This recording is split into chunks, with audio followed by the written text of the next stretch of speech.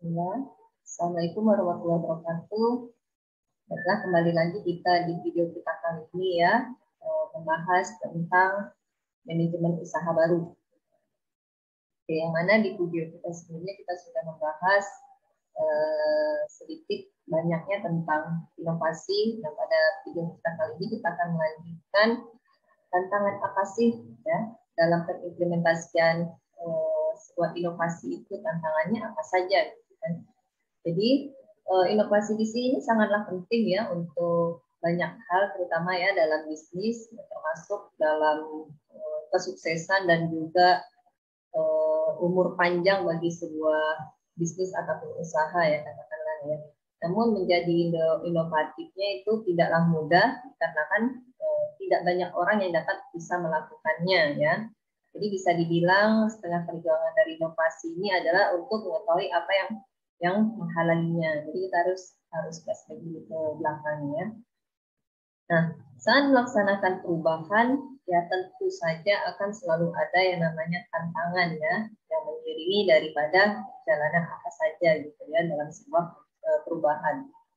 Nah, begitu juga saat suatu perusahaan itu akan melakukan sebuah inovasi ya. Jadi di sini ada 5 tantangan atau tahapan yang akan kita bahas ya, yang paling menghantui dalam corporate innovation ketika akan berinovasi gitu ya.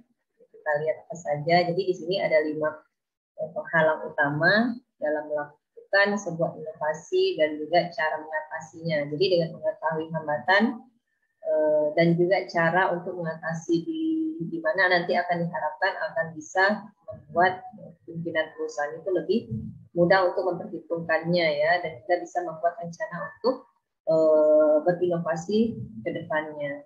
Oke. Yang pertama dulu kita lihat ya. Jadi di sini yang pertama adalah masalah keamanan. Ya. Hal-hal baru terasa menakutkan karena sering membawa kerentanan baru. Nah, ini adalah sesuatu dari segi keamanannya. Tetapi keamanan bukan tidak bisa dipecahkan, yaitu hanya elemen penting lainnya yang bisa kita perbaiki. Artinya ya dengan adanya masalah keamanan memang itu salah satu yang harus kita pertimbangkan dan juga kita perhatikan ya. Jadi jika inovasi yang diinginkan itu tidak memiliki arahan yang jelas, maka hasil dari sebuah inovasi tersebut ya tidak akan bisa saling bersinergi ya satu dengan yang lainnya. Jadi dengan begitu ya alih-alih bisa mencapai tujuan yang diharapkan tuh tidak bisa maksimal ya, kurang lebih seperti itu. Oke, kita lihat yang kedua. Kemudian yang kedua itu adanya waktu dan sumber daya yang terbatas. Nah, ini juga menjadi salah satu hambatan ya dalam sebuah perubahan ya. Jadi tidak ada perubahan yang merasa punya cukup waktu ya ataupun orang untuk melakukan pekerjaannya. Jadi jangan biarkan itu menjadi sebuah alasan kita ya. Jadi kita harus mengukur waktu untuk berinovasi itu ya tidak akan jadi begitu saja ya. Jadi dengan adanya waktu ya kita harus bisa memaksimalkan sebisa kita ya. Jadi jangan menunda. Nah, jadi perlu dipahami juga ya terlebih dahulu bahwa inovasi ini bukanlah satu jalan yang memang bisa dikatakan mulus ya. Bahkan pada awal prosesnya pun inovasi ini akan menjadi sebuah proses yang bisa dikatakan berputar-putar ya sebelum nanti akhirnya itu bisa mengerucut dan berjalan menuju impact yang memang benar-benar kita harapkan. Itu yang kedua hambatannya.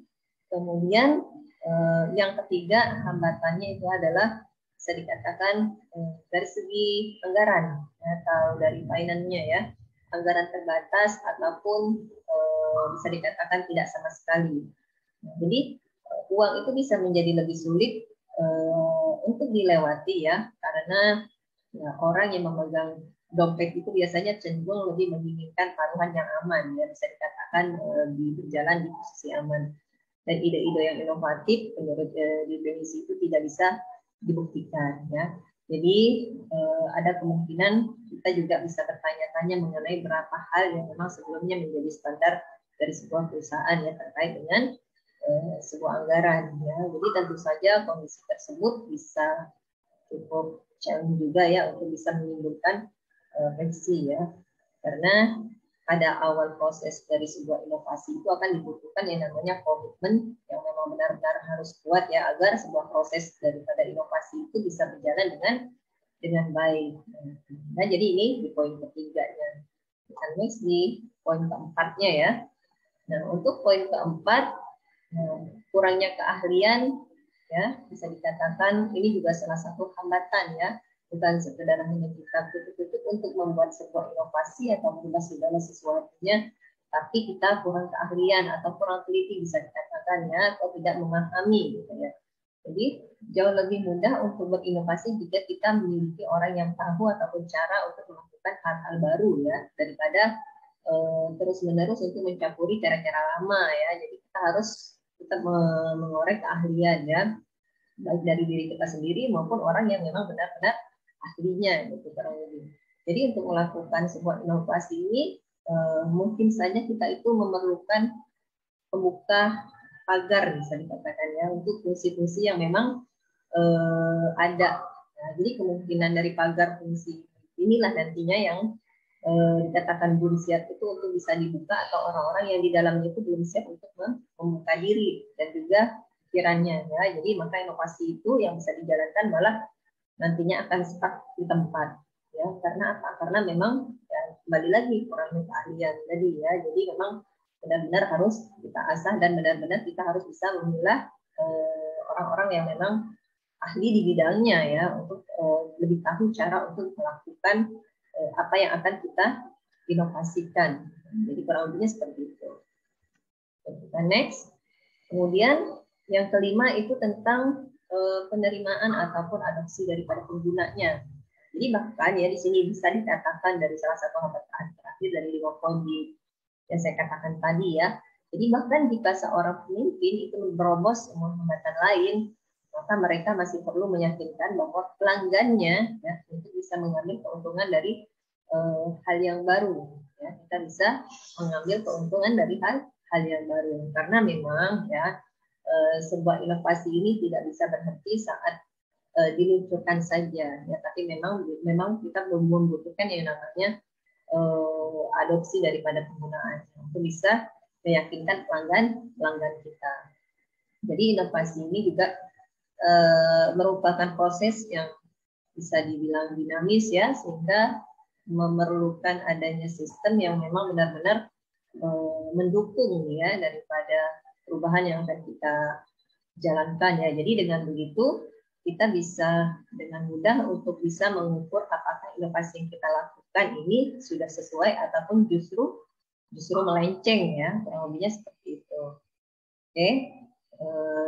Ini jadi ada 5 poin ya dari hambatan-hambatan dari sebuah inovasi. Dari sini kadang-kadang ya, jika inovasi yang dilakukan berdasarkan dari dorongan middle-nya saja, dari layarnya atau bukan dari komputernya, yaitu sering sekali atasan itu lebih menuntut adanya dampak yang memang nyata ya dalam waktu yang dekat, meskipun hal ini tidak bisa dihindari ya. Namun hal tersebut adalah bagian dari memang tantangan kita untuk bisa menghasilkan sebuah inovasi yang impact gitu ya, kurang lebihnya seperti itu. Oke, jadi ada 5 poin ya dari hambatan dari sebuah inovasi yang memang benar-benar harus kita perhatikan tadi ya. Jadi untuk video kali ini saya rasa cukup dulu, kita lanjutkan next video. Saya ucapkan terima kasih ya. Assalamualaikum warahmatullahi wabarakatuh.